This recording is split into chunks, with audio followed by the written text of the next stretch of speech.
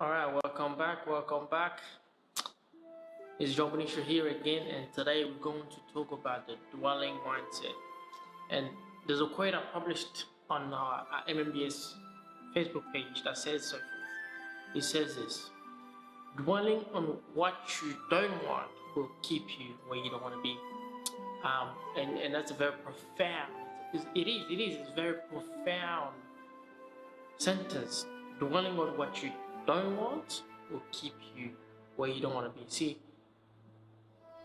the average human wants to blame, condemn people for where they are. But I tell you that there's nobody that has the power in his life. And then this is the way the world was structured. It was structured in the way that there is not a single person that has the power in this life to affect your life, whether it be in a negative or positive way. No one. You are the orchestra of your own life. And a lot of people don't want to believe that. We don't, as humans, we don't want to believe that because there is a lot of responsibility that comes along with it. But let's go back to our quotes. And things that you dwell on that you don't want is exactly where you find yourself. Why? Because the subconscious mind doesn't know the difference between true and false. So the moment you start dwelling on something, you are telling the universe, you are telling God, you are telling the laws, you are telling law of attraction, you're speaking to it and letting it know that that is the very component you're requesting. That is a form of prayer. Your mind works in the methodology of prayer. It does all the time. And I hear people say, well, if this happened, then I'm gonna come in and say, I told you so. Well, you told me so. You didn't tell me so. You created that very incident.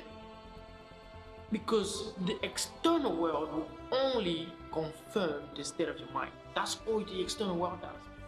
You think that the external world is your true reality, but I tell you that you can never possess a healthy mind and have a destructive life. It's impossible. If your life is a mess, it's because your mind is a mess.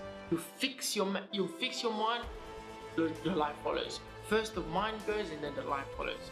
So now people come in and come in to just say, Joe, I need help. Joe, I'm going through this stuff. Joe, I need a relationship problem. I know couples that have been married for years and years, and I've been going through the same kind of trouble, and asking, say, Joe, what can we do here? And I said, tell me your idea of marriage. What is your idea? See, the average person spends more time dwelling on a failed relationship, dwelling on what a failed relationship looks like, dwelling on a broken family, dwelling on, and so we dwell on this because we see this around our surrounding all the time, and this has become the information, the knowledge that we manifest, and it also becomes the knowledge that we meditate on daily basis. And so whatever you meditate on must come to pass because that is what you believe. The external world has been given one and one only task. The universe has been given one only task. Is to bring forth what you believe. You don't believe me? Test it.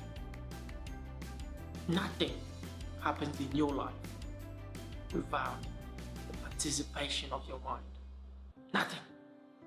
And some people say, well, I didn't think of this very scenario and so forth. And I tell you, if your mind is dwelling in fear, let's talk about fear. If your mind is dwelling in fear, you said, I fear that at some point I will be rejected. Now, you thought it was going to be a relationship rejection, but the way you formulated, the way your universe gave you what you were asking for, it ended up being a job rejection. Now you can't get a job anyway. Now that same fear produced that very fruit. See, you cannot plant an apple seed and get a mango. It is impossible.